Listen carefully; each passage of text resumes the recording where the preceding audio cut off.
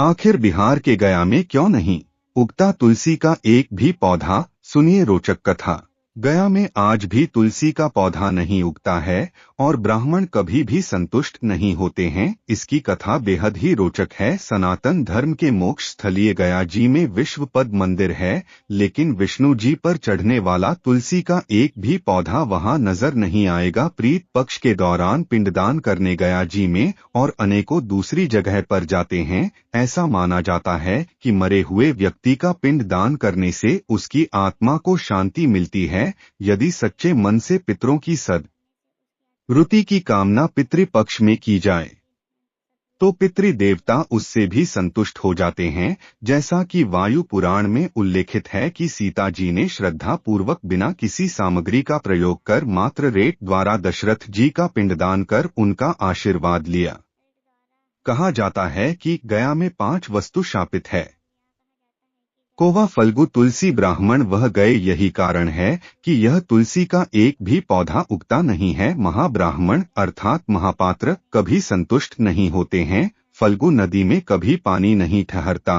कौआ हमेशा लड़ झगड़ कर ही का पता है। यह सब बातें सदियों से चले आ रही है, उसे परंपरा की है, जिसे हम आज भी पूरी मानता और के साथ ग्रहण करते हैं। आई सुनते हैं वाल्मीकि रामायण का एक प्रसंग और जानते हैं कि क्या महिलाएं भी कर सकती हैं श्राद्ध।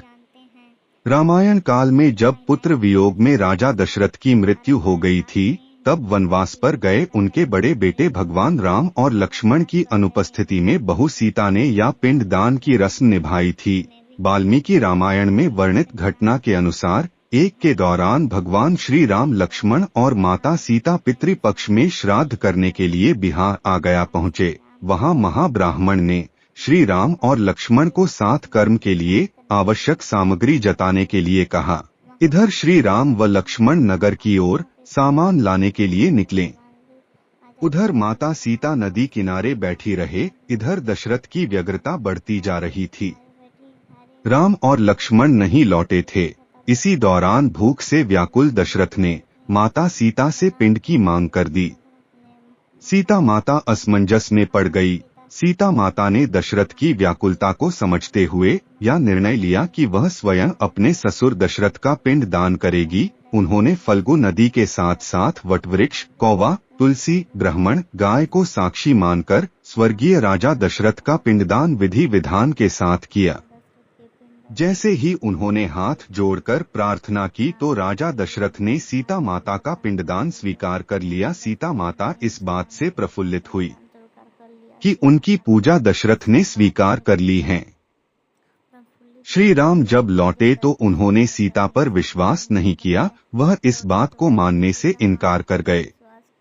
उन्होंने कहा कि पिंडदान पुत्र के बिना नहीं हो सकता है। इसके बाद सीता माता ने कहा कि वहां उपस्थित फल्गु नदी, तुलसी, कौआ, वटवृक्ष और ब्राह्मण श्राद्ध कर्म की गवाही दे सकते हैं। श्री राम ने जब इन सब से पिंडदान के संबंध में पूछा तो फल्गु नदी, गाय, कौवा, तुलसी और ब्राह्मण पांचों ने झूठ बोल दिया। सबने एक साल में गवाही दे दी कि माता सीता ने कोई पिंडदान नहीं किया है। लेकिन वटवृक्ष ने सत्य का साथ दिया।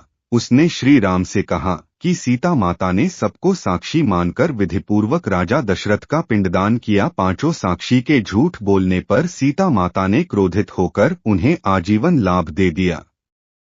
फल्गु नदी को श्राप दिया कि वह सिर्फ नाम की नदी रहेगी, उसमें पानी नहीं रहेगा। इसी कारण फल्गु नदी आज भी गया में सुखी है।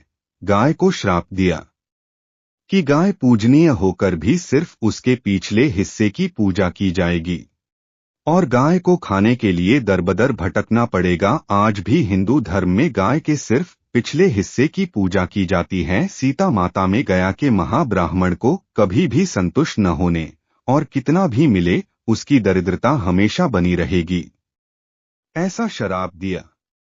इसी कारण महाब्राह्मण कभी भी दान दक्षिणा के बाद भी संतुष्ट नहीं होते हैं। समाज में उन्हें अछूत ब्राह्मण का दर्जा मिला हुआ है। सीता माता ने तुलसी को श्राप दिया कि वह कभी भी गाय की मिट्टी में नहीं उगेगी।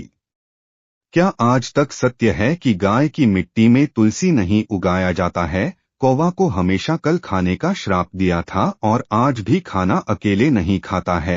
सीता माता ने जहां इन पांचों को श्राप दिया, वही सच बोलने पर वट वृक्ष को आशीर्वाद दिया कि उसे लंबी वायु प्राप्त होगी, वह दूसरों को छाया प्रदान करेगा। प्रतिव्रता स्त्री उनका स्मरण करके अपने पति के दीर्घायु की कामना करते हैं। मार्कंडेय पुराण में कहा गया है कि अगर किसी का पुत्र ना हो तो पत्नी की बिना मंत्रों के श्राद्ध कर्म कर सकती है। ग्रंथों में बताया गया है कि परिवार की महिलाएं भी श्राद्ध कर्म कर सकती हैं। इस बारे में धर्म सिंधु ग्रंथ के साथ ही मनुस्मृति, मार्कंडेय पुराण और गरुड़ पुराण का भी कहना है कि महिलाओं को तर्पण और पिंड दान करने का अधिकार है। इसके अलावा वाल्मीकि रामायण में भी कहा गया है कि सीता जी ने राजा दशरथ के लिए पिंडदान किया था, श्राद्ध करने की परंपरा बनी रहे और लोग अपने पितरों को ना भूले, इसलिए इस तरह की व्यवस्था बनाई गई है। मार्कंडेय पुराण बिना मंत्रों के ही श्राद्ध कर सकते हैं पत्नी। मार्कंडेय पुराण में कहा गया है कि अगर किसी का पुत्र ना हो तो पत्नी ही बिना मित्रों के श्राद्ध कर्म कर सकती है। पत्नी ना हो तो कुल के किसी भी व्यक्ति द्वारा श्राद्ध किया जा सकता है। इसके अलावा अन्य ग्रंथों में बताया गया है कि परिवार और कल में कोई पुरुष ना हो तो सास का पिंडदान बहू भी कर सकती है। गरुड़ पुराण में बताया गया है कि अगर घर में कोई बुजुर्ग महिला है तो युवा महिला से पहले श्राद्ध कर्म करने का अधिकार उसका होगा। विवाहित महिलाओं को है श्राद्ध करने का। अधिकतर महिलाएं श्राद्ध के लिए सफेद या पीले कपड़े पहन सकती हैं। केवल विवाहित महिलाओं को ही श्राद्ध करने का अधिकार है। श्राद्ध करते वक्त महिलाओं को कुश और जल के साथ तर्पण नहीं करना चाहिए। साथ ही काले तिल से भी दर्पण ना करें। ऐसा करने का महिलाओं को अधिकार नहीं है। गरुड़ पुराण पुत्रियां पति के नहीं होने पर बहू या पत्नी कर सकती है श्राद्ध।